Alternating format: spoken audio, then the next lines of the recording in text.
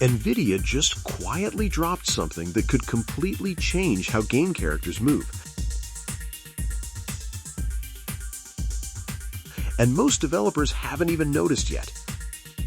It's called MotionBricks, and by the end of this video, you'll understand why studios that have spent decades building animation pipelines are suddenly paying very close attention. Stick around, because the last feature I'm going to show you is the one that connects game animation directly to real physical robots, and that's where things get genuinely strange, in a good way. So what is MotionBricks exactly? It's a research framework from NVIDIA that generates character motion in real time using a single neural network. No animation graphs, no state machines, no hand-tagged clips, no blending trees. Just one model that takes a request like walk forward, pick up that sword, or climb over that wall, and it generates smooth, physically believable motion on the spot. The model was trained on 350,000 motion capture clips recorded from real actors, and it can reproduce or blend between all of those movement types using a single neural backbone. To put the speed in perspective, it runs at 15,000 frames per second with a latency of about 2 milliseconds. That's not marketing fluff. That's fast enough that a game engine could call it constantly without ever feeling a delay.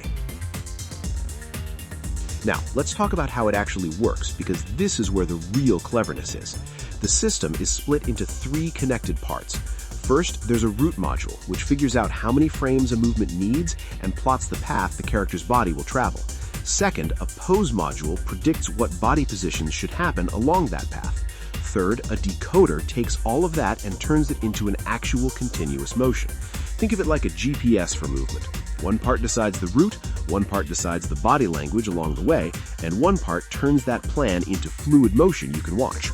The upside of this 3-stage design is flexibility. Because the stages are separate, the same backbone can be reused for wildly different actions without retraining. The downside is that it's still a research pipeline, so right now it requires a capable GPU and some technical setup to run. It's not a plug-in you drag into Unreal Engine yet.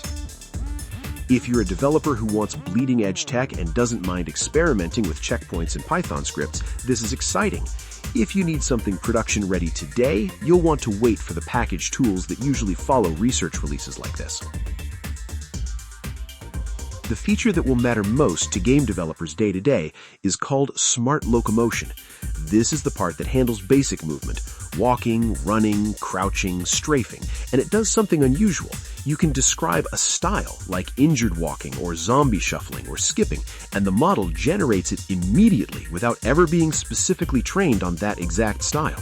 That's called zero-shot generation, meaning it wasn't hard-coded for that specific case. It just understands movement well enough to produce something new on request. The strength here is huge time savings. Traditionally, if you wanted a zombie walk cycle, an animator or a motion capture session would need to create it from scratch.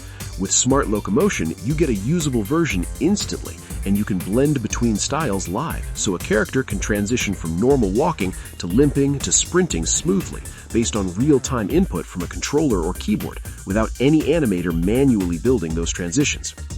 The trade-off is control. Because the motion is generated by a neural network rather than hand-placed keyframes, you have less pixel-perfect control over exact poses. If your game needs a very specific, art-directed animation for a cinematic moment, Smart Locomotion is not the tool for that. But if your game needs large amounts of natural, varied movement across many characters, especially in open-world or crowd scenarios, this feature alone could save hundreds of hours of animation work. The second major feature is Smart Objects, and this is where things go from movement to interaction. Instead of an animator crafting the exact sequence of a character walking to a sword, bending down, gripping it, and standing back up, you simply provide a few rough proxy points, basically loose markers showing where the hand should end up and roughly when, and the neural backbone fills in everything else. The approach, the reach, the grip, the follow-through, all generated automatically, and it looks different every single time you run it, adding natural variation instead of the same robotic, repeated animation. The benefit here is obvious if you've ever worked on interaction-heavy games. Interactions are usually one of the most expensive parts of animation because every object needs its own custom motion. Smart Objects turns that into a rough sketch instead of full manual animation. The limitation is that you're trusting the model's interpretation of contact and timing, so for hyper-precise mechanical interactions like a very specific weapon reload animation that has to hit an exact frame for gameplay timing, you'll likely still want manual control. But for general-world interactions, picking up items, opening doors, climbing over obstacles, this feature removes a massive chunk of repetitive animation work. Now here's the part that goes beyond gaming, and it's the reason AI enthusiasts should care about this too. NVIDIA isn't just using MotionBricks for virtual characters. They're using the exact same motion generation system to control a real, physical humanoid robot, the Unitree G1, as part of their broader Groot whole-body control project. That means the identical neural backbone that makes a video game character walk naturally can also be used to make a physical robot balance, walk, and interact with real objects in the real world. This is a genuinely rare crossover. Usually, game animation tools and robotics control systems are built completely separately, using different math, different constraints, different goals. MotionBricks blurs that line, treating a video game character and a physical robot body as the same kind of control problem. The advantage is obvious for anyone working in simulation to robotics pipelines. You get a shared foundation between virtual training environments and real-world deployment. The catch is that this is still early and experimental. Robotics has extra real-world constraints like balance, gravity, and safety that a video game character never has to worry about, so the robot side of this technology is understandably less mature than the game animation side for now. So where does this leave you as a developer or AI enthusiast? If you're building a game with lots of characters that need natural, varied movement without an enormous animation budget, Smart Locomotion gives you speed and style variety that would normally take a full animation team.